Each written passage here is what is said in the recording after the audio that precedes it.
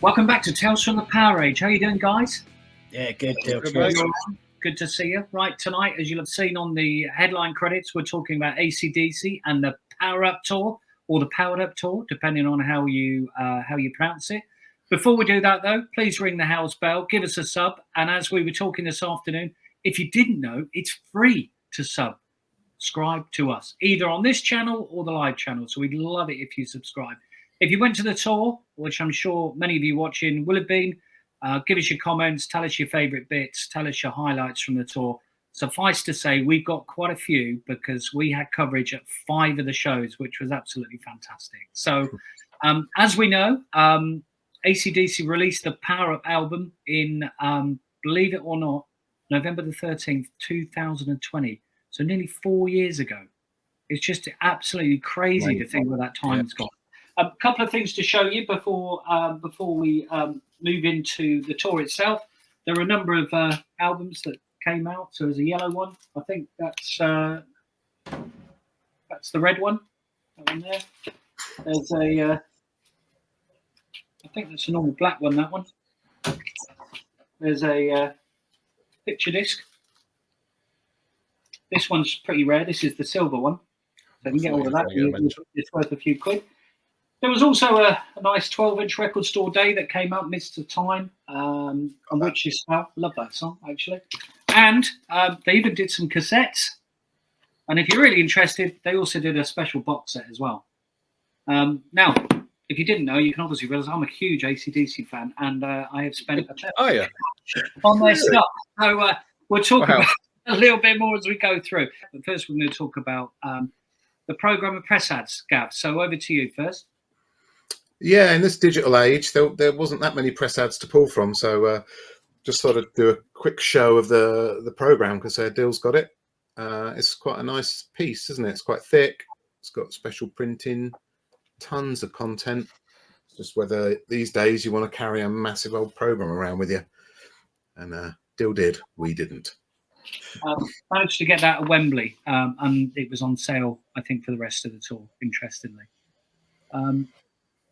So the first night was Amsterdam, and I flew over with a friend of the show and a friend of ours, Flotty, and we flew from Luton, just a one-night stay. We stayed out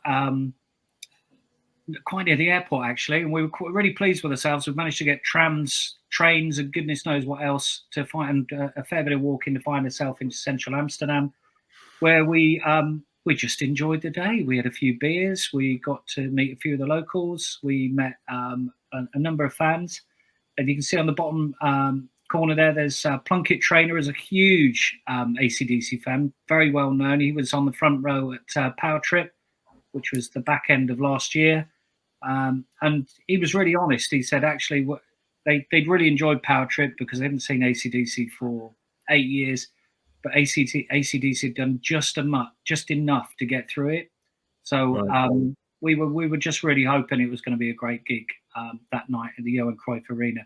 There's the T-shirt, which I thought was pretty cool as well. And for any of you that went to the gigs, with the exception of Wembley, getting the event T-shirts was like hen's teeth because they were sold out like straight away. Fortunately, I managed to get one after the gig, believe it or not, because it was on one of the mannequins, and I gave a sob story to the girl behind the counter saying, I've travelled all the way from England to be here. Can I have that one on the mannequin? She said, yes, you can. And it was subsequently purchased. So, yeah, brilliant gig. But most importantly, the band were awesome. And I think Angus, there's the stadium there. It was absolutely huge with the roof closed. So not unlike the Millennium Stadium in Wales. I think they call it something different now. But they got all those things up on the roof to help the acoustics. So we were super excited before they came on. We watched a bit of the support, which is Taylor Momsen, who my kids love. I didn't really know too much about her in terms of her acting career. But a couple of great tunes that Pretty Reckless played. And then, of course, AC/DC come on stage after the long sort of video that plays out with a car coming into the stadium, which is brilliant. I think the one thing that really stood out on the first night was just, for me, just how up for it Brian was, but how brilliant Angus was. Once that left leg started going, he was off. I was just thinking, oh, so pleased he can still move. It was brilliant. So yeah, we drank, we sang, we had a great time, and actually, I'll just pick out a couple of things. I managed to get down the front as well. There was no front pit in Amsterdam, so that was amazing. And you can see some of those shots; they were brilliant. Yeah, right up close for a few songs. It was just such a treat. I couldn't believe it. Just these are all your photos, aren't they? These aren't ripped off the net. Yeah, these are all my photos. So and you can see how close.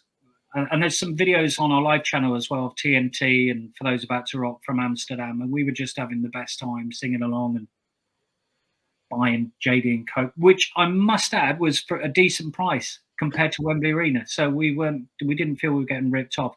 One other thing as well, outside the stadium before the gig, the atmosphere was electric. It was amazing. They've got loads of bars, a bit like Wembley outside the stadium. It was just AC/DC blaring out. And it just felt like, I think, after the gig, when we got a short video after the gig back at the airport in Amsterdam, it just felt like a real celebration of AC/DC, and it was brilliant. Almost quite tearful. There's a set list. They've taken 3 songs out actually from the first date, Gelsenkirchen in Germany, and from Power Trip. So Doggy Dog had been taken out. What Do You Do from Money, Honey, and Hell A Bad Place to Be. So reducing the set probably by around just under 15 minutes. I think we were a bit disappointed when we'd seen they'd taken them out before the night, but actually it was brilliant. We had the best time. And the atmosphere after the show at the bus station was brilliant. We got back, Flotty and I got back to another bus station, which I think I'd already mentioned our accommodation was really in the middle of nowhere. And we were off to a lift. Someone gave us a lift back to our hotel, which was absolutely brilliant. So AC/DC family was awesome. So good. Gav, do you want to go on to the clip from the following morning? Right, well, welcome back to Tales from the PowerAge, and we are reporting live from Amsterdam and the Power Up Tour AC/DC. So this is the first night that we've been to on this tour, and I've got to say it was absolutely amazing. Amsterdam really looked after us. Loads of brilliant bars, craft beers, pizza, burgers, and then off to the arena, which was pretty good actually. Lots of beer and facilities around the stadium. Lots of merch on sale as well, but you're going to need deep pockets. I got the event t-shirt, which is absolutely fantastic. Tulips in the colour of the Netherlands flag. But the merch ranges from €10 for a poster right up to €175 for a tracksuit top, which is absolutely insane. The gig itself was absolutely fantastic, everything we expected and more. Angus has still got a twinkle in his eye, and Brian was absolutely loving it. It was perfect, fantastic. A couple of notes around the venue. I wish we did this in the UK. Self-serve beer, self-serve food. They were probably on the pitch. There were 3 massive bars with up to probably 30 people working behind it. Didn't wait any longer than a minute for a drink, which was absolutely fantastic. So overall, 10 out of 10. Looking forward to the next ones at Wembley now, which we're going to tell you all about as well. And then we head off to Bratislava in Slovakia, and then on to Dublin for the final night of the tour. Great to see a lot of the AC/DC fans as well. Brilliant to meet Plunkett Trainer and the boys from Ireland. So hi guys, and good to see you. Look out for more stuff coming your way. And still Tales from the PowerAge. See you later. Some amazing filming there as well. So that was Amsterdam. We got back on time. Couldn't believe it. All was well with the world. And I'd finally seen AC/DC again after an 8-year gap, which was amazing. So we then moved on to, or the circus or the massive show moved on to London. And Gav, you went to the dive bar, didn't you? Yeah, and God, it was impressive. I know in some towns they've just done the merch pop-up shop like they did in Dublin. But in Camden and a few other places, they did the whole dive bar experience, and I had no idea it was going to be quite what it was. So they had a merch shop separately in Camden Market, and then they booked out this huge area for the dive bar itself, and there was little rooms that all had different themes. Had the Hell's Bell there, had big neon logos. A tattoo artist, themed beers and stuff. It was really fantastic actually. You could definitely spend a whole afternoon there before the gig, and it was there for a week.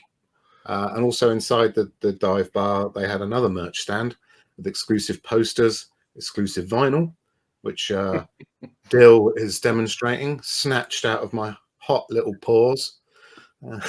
Had to go to the true #1 fan, sadly. So yeah, but that was exclusive to these dive bars. So if you can get your paws on those, then you're very lucky. They also had all the gold vinyl 50 anniversary records in there. So yeah, it's really, really cool. Great vibe there as well. You know, like Dill says, DC fans are generally great people, and I guess getting to a certain age where there's no trouble. But yeah, that was great. I was really pleased I made the effort to go twice, and then it was on to Wembley. Well, I was really pleased you went and purchased that vinyl for me, Gav. So thank you. And there were lots of other little tidbits with that. There were cards as well, which Gav's showing there, which are brilliant. Which gives you a 15% discount on your next purchase from the store, and also merch bags as well. Yeah, pretty cool merch bags, which are brilliant. Excellent. So that was Amsterdam and the dive bar. And then we moved on to Wembley. 2 sold out nights. Circa 90,000 a night. Again, incredible. The first night we were up pretty high up in the top tier. I took my eldest daughter, Georgia, to this one, and it was the first time she'd seen AC/DC. She was shocked when she saw Taylor Momsen because she didn't know she was a rock star or playing. So she was in absolute hysterics, taking videos of the Pretty Reckless before AC/DC came on. And I had warned her that she needed to take earplugs with her because it would be loud, and she couldn't believe quite how loud it was, given that her normal gigs are Lana Del Rey, Taylor Swift, etc., etc. So good time was had by all. A couple of notes, I think, from the 2 Wembley shows. #1, if you'll have seen the initial video from Amsterdam, you'll notice the red seats behind the stage. The Wembley shows, they were all blacked out because the show was being videoed. So it looks like this is being videoed for a future DVD, maybe live album, etc. On the second night, I went with my wife and the youngest daughter, and we had brilliant seats. So if you can see on the bottom right-hand corner, that was our view in level 1.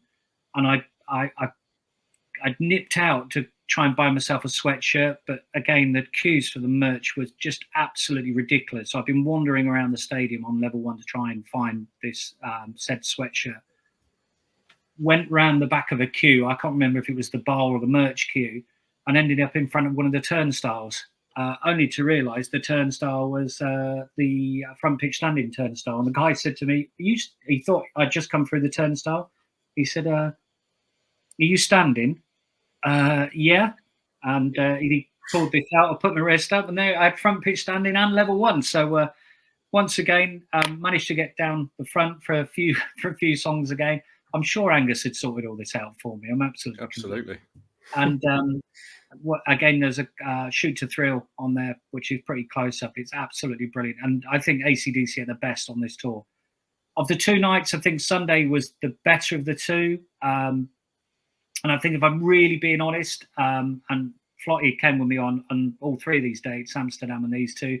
I think the one song they've struggled with is Thunderstruck. I think it's technically really challenging for Angus, first and foremost. Mm-hmm. Bearing in mind he's 69, and it's a challenging song for Brian as well at 76. But having said that, when you look through the set list, and it was the same, it was fantastic, and Wembley was going absolutely crazy. A couple of shout outs, I think, for the really big songs that drew the biggest attraction of the night.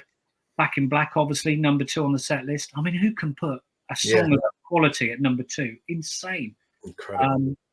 I'm just trying to think. Highway to Hell was absolutely amazingly received. Dirty Deeds done dirt cheap as well, surprisingly. Everyone was going nuts for that. TNT as well. Everybody going absolutely nuts for TNT. And then, of course, closing out with For Those About to Rock and the fireworks and cannons, etc. And the cannons were amazing. I think it was the second night the cannons didn't work properly on the first fire. So what they do is they have 6 cannons behind the drum riser, and then 3 each side of the stage. So like the old-fashioned ones you had in the 80s, the old proper sort of Napoleonic cannons, which are the same as the cover for those about to rock. And then the other ones are like the Razor's Edge cannons. Do you remember those big ones they had back in the day? And those the big ones, the sort of like World War I cannons, didn't work on the first fire, which that was night one. It was definitely night one, because I was thinking someone's going to be in big trouble for that, particularly if they were video. I'm guessing when they show the video, it'll be night two, because they all worked on night two. Anyway, Right, so here I am again, Wembley Stadium, second night, Sunday evening. Really great night on Wednesday. Massive crowd, 6,000 people here, I think. So same again tonight, sold out show. Some really great stuff with the set list. If You Want Blood kicking off straight into Back in Black, and then the running as always, Whole Lot of Rosie, Let There Be Rock, TNT, and then of course for those about to rock to finish. Now what's interesting at the end, pyrotechnics and fireworks inside the stadium and out here. At Amsterdam a couple of weeks ago, it was just fireworks inside the stadium. How are the band performing? They seem really tight on Wednesday, even tighter than Amsterdam. Brian's doing a great job considering. I think he's really trying to conserve his voice. He struggled with a couple of notes, but overall, brilliant show. So, like I said, looking forward to tonight again. Should be really good. We'll see you soon. Cheers, man. Yeah, there you go. It was just spectacular, absolutely spectacular. And it was at the stadium was rammed. You couldn't move. Every seat taken. The pitch rammed. It was brilliant. You just can't believe it. You know, we think of some of the bands that we go and see, right? And for some reason, everybody comes out for AC/DC. It's just brilliant. And it was an absolute celebration again. So brilliant couple of nights. Enjoyed it. So, and even my wife reluctantly admitted it was probably one of the greatest gigs she's ever been to in her life. So, just to shut me up. Reluctantly. Yeah. So anyway, that was encourage Bill. That's Wembley out the way, and I think then we goodness knows how we ended up buying tickets for this one, but we did. So this was this is Slovakia for those of you who don't know, and this was Jam's first night on the tour. So Jam, do you maybe want to talk through how we got there and how that all worked out? Because it was brilliant, wasn't it? How we managed to sort this out. Well, yeah, no, exactly. I decided to give Wembley a miss this time round because I'd seen them the last few times at Wembley, and I thought Bratislava, that sounds pretty good, and especially when you consider Dill was saying there the tickets sold, and I don't know what the net gross figure or whatever the hell is about the money they've taken for this tour, but it must be massive because they're not a cheap ticket. It's the most I think I've paid for a ticket in my lifetime, and I thought, yeah, Bratislava, that sounds good. A 2-day trip, even better. So yeah, we set off. We flew in, but went via Vienna. Flew into Vienna. We had a lovely lunch in Vienna in the afternoon, didn't we? The day before the gig. Oh, do you know, really, we had a lovely dessert as well, didn't we? That was It was just a great experience. It was lovely, wasn't it? And then we needed to get from Vienna down over to Bratislava. Not a long journey, but we were chatting to some locals, weren't we? And they said there's a great boat trip that could get you there. So we thought, on the old Danube. So we went down. They said, you'd need to book. So we went down on the off chance, and we got four tickets, got us all on there. Went there with Flotty again and our friend Donut. And it was thanks for the week there. But it was really a great experience, wasn't it, Dill, to be honest? Well, do you know what the best thing about that was? We'd had a lovely afternoon, right? So we'd met some AC/DC fans on the flight and on the tram and stuff. Yeah. We're having a really good chat with everyone. It's so friendly.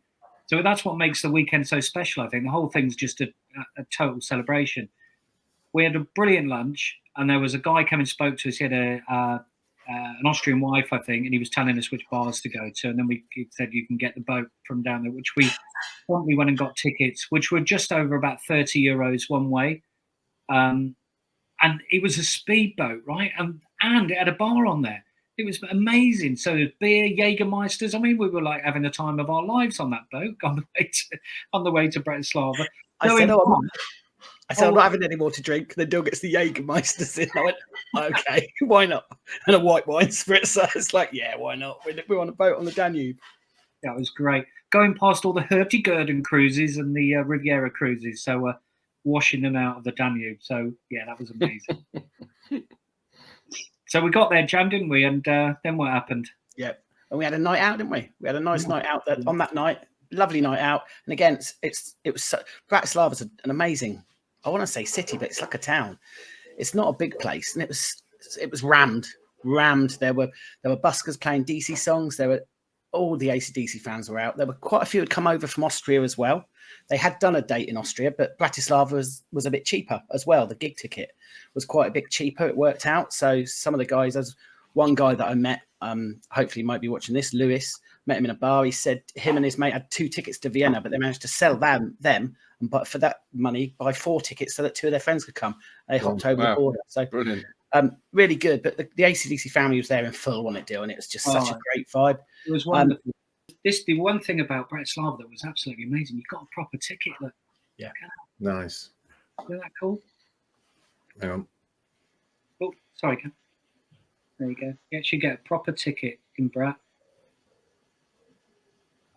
And if you're sad like me, that sort of makes it worthwhile just doing it anyway.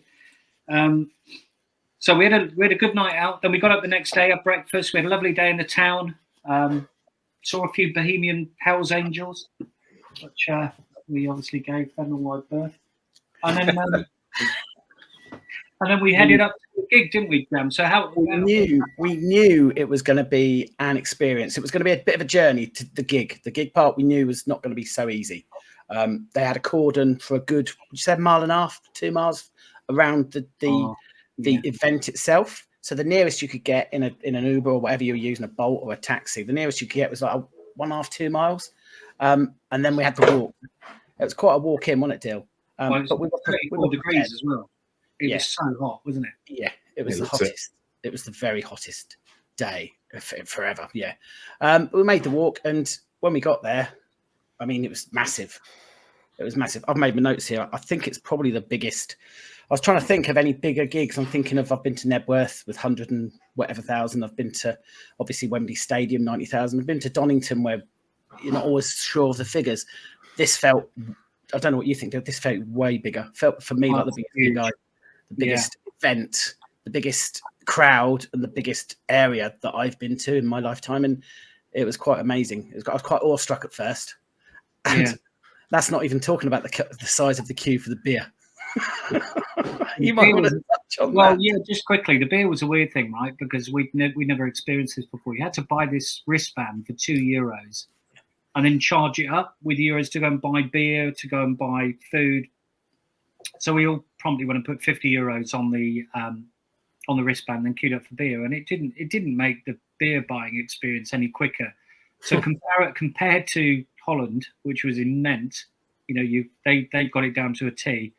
You were queuing for 20, 25 minutes for beer you'd already paid for. So yeah, that was a bit weird. But the one thing you did when you bought them were these pieces of joy. And if you bought a whiskey and Coke, you got one of them. Nice. That's quite good. So those are nice souvenirs to get back. But I think these were costing us €3 or €4 a pop. Yeah, we couldn't return these, but obviously decided I'd bring them home with me. But as far as those pictures are concerned, I mean that picture in the bottom right-hand corner is just amazing. That shows the layout of what was happening. But you've got to bear in mind that's in the. It looks pretty light to me. I don't know what sort. Well, that was quite early on, wasn't it, Jam? That was early, yeah. That was early on. We saw the helicopter going over, didn't we? And that was early on. If you imagine that, but full, because it all filled out, and it was like nothing. As I say, it's like nothing. And as you see there, when the sun was going down over the hills, it was a really surreal feeling to me to be in this land. 4 English boys in this land, and so many different nationalities there. All thoroughly wanting to get to the show, and this was the biggie. They did it. The actual gig, the way they set it out with all the screens, Metallica-esque screens as you call them, was amazing, wasn't it? To be honest, it wasn't just a screen either side of the stage. They really did cater for the masses, and they had 4 massive stands for seating to make sure that it's accessible for all. When you consider the average age of the DC following, there's a lot of youngsters, but there's also a lot of older guys. So I thought that was really. I wondered how they were going to cope with that, but they had 4 massive stands that were literally all jam packed. Yeah, it was amazing. We left this just a little bit early because we knew it was going to be horrendous. About 8 miles out of town, we knew it was going to be horrendous to get back. The only negative I would say about, well, there's two negatives I pull out the whole weekend. One, the smoking in the bars. I found that really difficult to cope with. It's, it's barely breathe. And the second thing is we got absolutely dicked on the taxi back from the gig. It was about 60 odd euros. It was only 20 euros less than going to Vienna airport the following day. But we got back, and I'm just really grateful we were walking 8 miles. We'd already walked about 30,000 steps up until that point. So I mean, there was some coverage that there was some. It's the internet again, so you're not sure, and you guys can look yourselves. But we thought it could be a bit troublesome afterwards, bearing in mind the numbers that had to get out and how far you had to go before you could then get public transport. And what level of infrastructure they had to move 110, 120, 130, however many thousands of people there were there. So we were at the front of those people, which was very wise, because I did read about sort of there was some unrest. There were a lot of people, and there was a lot of frustration, especially by the train stations and that. So you wouldn't not want to be a local pushing your way on a train at 3 o'clock in the morning when people have been waiting 4 or 5 hours. Yeah, so we didn't want to be around for that, and so very wise. So we tootled off and had a nice beer in the hotel. Also, there were thousands of people outside the perimeter of the arena watching AC/DC as well, with the deck chairs and goodness knows what else. So, biggest gig that's ever played in Slovakia. So we were there. So, and again, the loudness. It was a loud show deal, wasn't it? It was really very loud. Yeah. Really loud. Same set list, banging your head, singing along, drinking beer. I mean, that's my favourite night out, really. How can you beat that? It's brilliant. So that brought it on to the finale, which was Dublin. So Gaps, there's a lovely picture of you there in all your glory underneath the sign. Any thoughts and recollections of the, I guess, of getting to Dublin first of all, and then how we ended up in front of the pop-up store? Yeah, I mean, this is going to be my first ever gig abroad. I mean, you boys have done loads of them before. This was my first ever one, and it was going to be very special. I was really looking forward to it. Again, we got the plane from Luton, got into Dublin, and ended up at the local Wetherspoons establishment, the Silver Penny. And we were paying, what was it, €2.60 a pint in there when we first started off. It was crazy, unbelievable. It was actually good for a change. Pretty cheaper than any Wetherspoons I've ever been in. It was, and as typical Wetherspoons, it was a fantastic little place. And we met a few guys in there. We met Jason, wasn't it? From Pure DC, yeah, he was a brilliant lad, and we had a good chat with him. He tailed along with us for about 6 pints, didn't he? And came to a couple of pubs and the Phil Lynott statue, because he said he wanted to see that. So we've got some pictures. So that was really good. And we just toured Dublin for the whole of Friday. Ended up in a couple of dubious establishments, but we managed to get out of quite nicely. And at about 3 o'clock in the morning, we ended up in a bar with it was a Czech guy, wasn't he, Jam? Playing a load of songs. He was from Turkey. He was from Turkey. That was it. Sorry. Yeah, that's the sign as well on the bridge. Well, that was brilliant. Yeah, that was. We were all taking pictures of that in the taxi, and they were all rubbish. And then we didn't realise we were actually going to be walking under it when we went to the gig. And there's a few pictures of us outside and off. We did. Yeah, the pubs were absolutely rammed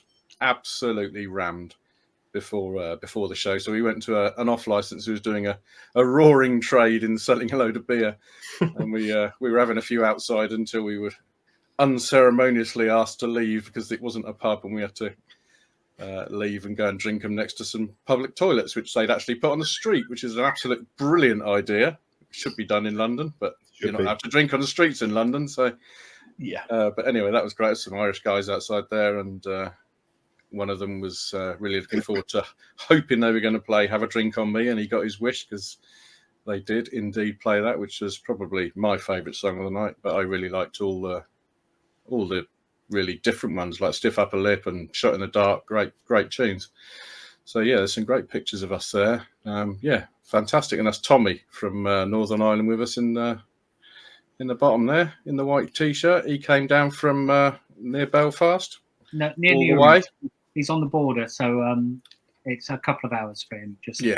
That bridge, though, that bridge shot, the great thing was we'd literally just got off the taxi, so we're buzzing for it, and we're driving down in the taxi down the road, and when you saw that ahead, it's like, oh my gosh, okay, because we all thought, when it was announced, when the tour was announced, I certainly saw Dublin last date, and I think I might have been a little bit complicit in saying, Dublin last date, why aren't we going to Dublin? And Dill needed no encouragement at all, obviously. Obviously, no. Tom was like, yeah, come to Dublin. And I was like, really? Yeah, Dublin. And the t-shirts that you see, the DC t-shirts, all roads lead to Dublin. It did feel like it was building to this. And when you saw that, that was just a wonderful welcome, and it felt so good. It's like, hey, hold on, this place is literally going to be taken over. Yeah, loved it. So we tried to get down early to buy the event shirt and get some merch in the morning, and we ended up in again an interesting pub. Yeah, it was a great pub. Brilliant. Loved it. Traditional Irish pub. It was really cool, and they were playing DC, obviously. But yeah, I would have preferred that T-shirt to have the flag incorporated somehow. Yeah. That bridge image is brilliant. So yeah, obviously it's great that it says Dublin on it, but a lot of the other event shirts have the flag incorporated. Yeah, and that's Before we move too far away from the pop-up shop, did you want to mention your little investment? Yeah, I mean, it should be no surprise. We'd had a few drinks, and as Jem had already mentioned, I don't really need much encouragement. Zero. Anything that's decent. Yeah, about zero. And I saw this and I thought, oh, bugger it, I'll buy it. That was, and it was ended up being a sound purchase. So this is you can see it's limited edition knuckle bonds, which some of these things go for hundreds of pounds after the run's done. So yeah, I was really pleased with that. That was 125 euros, so about 105 pounds. You could not get that in the UK for less than 250 quid. So in my mind, I've done a great job buying that. I wish I bought sound more. Investment. Yeah, that's per normal. Pure investment. And just before we move on to the gig itself, it'd be remiss if I didn't just mention on that shot that we had before, the Phil Lynott. We got the picture of Phil Lynott statue all us around. Yeah, cheers, Gav. And we've also got that mural, which it was amazing, wasn't it? On the Friday night, I did have a couple of drinks, as we all did. And I did spend some time alone with that wall mural, and it's just amazing. It's just down the back street, just by a couple of pubs, and it just had such a vibe. And I felt the Phil Lynott vibe I felt in Dublin, and it weirdly, I don't know why, it brought me closer to him. And yeah, I spent quite a bit of time sort of thinking and thinking about the Phil and Thin Lizzy and what he was to Dublin. Yeah, and it was quite something for me. So I really enjoyed that. Yeah, me too. And it was around the time of Phil's 75th birthday as well. So yeah, it was quite something. But yeah, that was all good. So yeah, I just wanted to bring that up. Brilliant. That's the merch, and then we got the gig and the set list, and there was a big. There's a couple of nice pictures. Love that picture. Oh, yeah, I do love that picture of you there, Dill. It's cracking. That was that's a good pic. End of the gig that it lit up. Yeah, we did a little chat in the stands, didn't we? Yeah. Let's have a look at that. Pop that on. Welcome back to Tales from the PowerAge. Here we are. Hello, boys. How you doing? All good, mate. And we're in Dublin on the final night of the tour. So we've had representation of 5 nights. That's 20% of this tour, maybe even a bit more. And we're really looking forward to tonight. So I think the band are going to be on at 8 o'clock. Pretty Reckless have just finished. Any thoughts on them, boys? Yeah, they were pretty good. Yeah, sounded great. Lots of swearing. Check out the stadium, it's amazing. Yeah, the swearing was probably uncalled for, but the stadium is immense. There's Tommy. Say hello, G. 88,000 people. So watch out for it. It's going to be great. See you soon. Bye. my apologies for not being there, but I couldn't listen to her. Conspicuous by your absence. I wasn't going to listen to. I wasn't that into the Pretty Reckless, so I was outside with Fly having a drink and chilling out while she was doing her rant, having a swear. Well, she wasn't really my cup of tea, but yeah, brilliant. There's never much of a shock when AC/DC are on tour with set list, but there was something that was quite shocking on the set list, Gav. So I don't know if you just want to highlight that one. Highlighted two things, weren't there? Brian actually spoke. Yeah, after the first song, wasn't it? You know, a lot of the reviews and a lot of the Dill's European tour, there was nothing unusual about Brian not talking between songs. He just doesn't, despite him being the chattiest person alive. Just wants to crack on. But I think because it was the last day of the tour, he started thanking the road crew. He started thanking the support band. I think it was after the first song, wasn't it? It was, yeah. and it was like, oh god, it's going to be a different kind of a gig, and it was really, really cool to hear him thanking everyone, and and it made it special that it was the last date of the tour. And then, as highlighted in red there, they moved Highway to Hell earlier in the set, didn't they? Yeah, Well, a lot earlier, yeah. Yeah, don't know why really, but they just did. But, I think it might have been something to do with the lighting. The further north you go in Europe in the summer, the lighter it is. So when we were in Brat, it was pitch dark when they came on, Jan, wasn't it? I don't know if you remember that, but it was pitch dark, and they came on at 8 o'clock, I think, from memory. In the further north you go, it's much, much lighter. So I think they may have changed things around to accommodate. it's a good show. The light Good point. shows. Very good point. It was But at the 8:15 as well, because Dill was saying they're going to be on at 8 sharp, and then they didn't come on 8 sharp. He said it'll be 8:15 sharp, and just literally dead on, wasn't it? Yeah. Bang. But when Highway to Hell, I mean, we're all thinking, is there going to be anything different? Is there going to be something special? You never know, knowing there wouldn't be because it's AC/DC. And then Highway to Hell started up, and I think all of us looked and going, what's going on? What's going to happen? Oh my God, what's going to happen? It's going to be crazy. And the crazy thing was that they were playing Highway to Hell earlier. Dill actually thought they were going to miss out a load of songs, didn't you, mate? I mean, what's going on? It was all good. Yeah, I didn't know what was going on. I know. Yeah, that's cool. Yeah. Anyway, so that was Dublin and the set list. Any thoughts on the night, guys? I know we had some comments a little bit, which we'll cover in a few secs on our post bit, but I know you're going to share that on the end interview, which we're going to show in a couple of seconds. But we've all been to Wembley Stadium several times to see bands and stuff, and the price at Wembley, at the stadium and at the arena is horrific, as anybody who's been would know.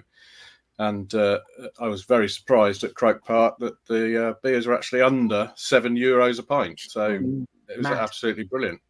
Cheaper than Temple Bar. Yeah, it was. Yeah, absolutely. So yeah, that was good. There was no choice, but very little. No. Choice. Yeah, and also for me, the friendliness. I thought the people were just so friendly, really, really friendly. It was great. Overall, for the whole weekend, me and Gatsby slipped off on the Friday night to catch a football match, the football match in one of the bars, and we were greeted fantastically by all the locals in there. It's brilliant. Yeah, it was. And when I went in there, I wanted some water. I needed some water, and I went and I couldn't find any water being dispensed. Loads of Guinness being dispensed, but no water anywhere that you could get, even from anywhere. And I went to a customer care, and the lady, she said, "Oh yeah," she went to her bag and got a bottle of water out of her bottle. I went, "No, I don't need yours." She said, "It's okay, I've got plenty. That's for you." And it's really kind. Oh, that's brilliant. Didn't know that. But overall, I thought the people were brilliant, really beautiful, really great, and it really for me that made the weekend. Brilliant. Okay, should we have a look at the clip from the day after? Yeah. The morning after, the night before. Very much so. Right, welcome back to Tales from the PowerAge. Last night we saw the mighty AC/DC again in Dublin. Final night of the 24-day European tour. The question is this the final night ever? What do you think, boys? Yeah, I think probably yes. I think probably not. Oh, what do you Well, I think? mean, there's going to be North America probably, maybe even Scotland. Final day. Who knows? Well, there was some interesting stuff that Brian was saying at the beginning after the first song. Doesn't normally talk very much, but was thanking the crew. Yeah, that's right. And that's really unusual. So fun. maybe that's something that we're going to reflect on over the course of the next few days, on whether they'll be back or not. But great gig. Any thoughts on the show, Joe? Yeah, it was excellent. The view, you're going to see that there may be some video. We're dropping some video. You'll see that. The view we had was awesome, brilliant. Highlight for me, Have a Drink on Me. I thought it was brilliant. We met some dudes before, and he said, "I just wanted to play." I won't do an Irish accent. I just wanted to play Have a Drink on Me. And when it come on, I thought brilliant, awesome, really chuffed for him. He's going to be a happy man. Yeah, so that was really cool. That was my highlight as well, really, to be honest. Have a Drink on Me. Yeah, That's great. I wasn't expecting it. I hadn't done a load of research on the set list, so I just wanted to kind of get in the moment, and that was there. That was a great surprise. It was brilliant. Brilliant. The stage was staging. I'm not a big fan of screens, as I've mentioned before, but the way they do it was just like not chopping and changing too much. There were no videos behind necessarily. It was just embellishing the massive views of each character. And it worked really well. The use of the lights as well. They really brought the colours into play. Each song had a different lighting style and a different video technique. It was really brilliant. Best I've ever seen. Gappy, any thoughts? Without wishing to sound too boring, Have a Drink on Me was one of my favourites as well. But I was really chuffed I played Shoot to Thrill. I did no checking on the set list at all. So Shoot to Thrill, that's another one for me that was great. Highway to Hell was great because the crowd were going absolutely bonkers. And it was early in the set as well. Yeah. A couple of the newer sides, Shot in the Dark is a great song, and Stiff Upper Lip really surprised me because I didn't think that would go down so well, but it was great, really fantastic, brilliant, absolutely awesome. Angus was all over the shop as he normally is. It was incredible. Not bad for a 69-year-old, and the rest of the band were really tight. The rhythm section was superb, brilliant. Brilliant gig, brilliant weekend. Spectacle was amazing. Dublin's been awesome as well. So a couple of shout outs. First to Tommy, our good friend from Ireland. He's been over with us. There he is. You can edit that bit out. Yeah. Huge shout out to Flotty, who he's filming. We've been on 5 dates on this tour and it's been absolutely amazing. Huge shout out to the band because they've been amazing. Angus, of course, he's just an absolute legend. So keep watching. Hope you enjoyed that. With loads of other stuff that we'll be doing over the course of the next few months. But that's a wrap for AC/DC Power Up. Cheers, guys. Cheers, guys. See you later. So there you go. You could have seagulls in the background as well. Yeah, sorry about the sound on that, folks. You did a great job. Well done. They were a bit windy. We're a bit windy. Just a tad. So, so what's next for AC/DC? Well, as we've already mentioned, both nights in Wembley were being filmed. So, fingers crossed that will be a DVD. Maybe I'll be on it because I was down the front on the second night. So who knows? That'd be awesome, wouldn't it? It'd be amazing, that. Angus will definitely get you on it, son. Well, he should do. The amount of money you spend on them. I know. Honestly, I know. These podcasts have ears. Yeah. So what's next? Well, potentially a DVD live album. I think there's every chance they'll go to the States now. I think they'll reflect on how the 24 dates went in Europe. They were certainly getting better with each night. They were getting tighter. Big shout out to Chris Janey and Mark and Stevie in the background. They don't get the recognition they deserve. They were solid. They were awesome. I mean, as solid as absolutely sensational. Yes, so good. And I think that's a really good reflection. Brian was, for me, enjoying it more than I've ever seen him enjoy it, actually, particularly in Dublin as well. I mean, to your point, you look quite emotional, actually, which was interesting. And Angus, he's superhuman. If you see him walking on videos, you just don't think that man could move in the way that he does on stage, but he does. He's incredible. So for me, my prediction is US tour, maybe some European dates at festivals next year, finishing off this tour in Australia. And I'm not saying that will be it as well. Angus holds the key to this, and he'll decide when and if it ever finishes. So any thoughts on that, guys? No, I agree. I agree, but of course, anyone that's watched it, it's going to be down to how Angus wants to play it, and it depends how Brian's voice is. Yeah, that's the only thing. That's the main thing for me. That's the only thing it's going to be about, because Angus, I think, would certainly have it in him, and it's just whether he'd want to do that with Brian or what follows that, how Brian can do. That's all my thoughts. And Angus has been talking to me and said he wants to carry on. It's a magical piece, this. Gaps, any thoughts from you before we close out? I just think Australia's a long way. I don't know whether they can do that. I agree. Maybe they'll go to America and do it over there. If they went to Australia, it would be for just one sort of last hurrah. They wouldn't do a tour in Australia. They'd do one gig, I reckon, if they go there. Okay, cool. Interesting thoughts. Right, well, that's AC/DC Power Up Tour. Now, if you want to see some of the videos from that tour, we've got a video from every night that we attended on Tales from the PowerAge Live. We've also got some recent footage from Stone Dead Festival as well. Some great videos of Saxon, of Doro. Gosh, who else have we got on there? Ugly Kid Joe and KK Priest. Status Quo is possibly their last gig, last electric gig. So we've got some really great footage from Taunton, from Somerset on there. So worth checking out. Yeah, they're great. Yeah, and thanks, Liam, for the Stone Dead. Yeah. Nice one, Liam. We'll see you next year. Okay. If you want to get in contact with us or see what we're up to, you can go on to Facebook on Tales from the PowerAge. We're on X, Twitter on Tales from the PowerAge at TTFTPR. If you want to check us out online on www.talesfromthepowerage.com, it's all our links on there. And if, like Leon, you want to purchase some merchandise, and there's some awesome stuff on there, you can get it on redbubble.com merch. TFT PowerAge. So that's it from us. We need to work out who's left, and we can go and see around Europe now. So we're going to have a chat about that after this, and we'll speak to you soon. Cheers, bye. Cheers, guys. Bye, people. Cheers. Bye bye.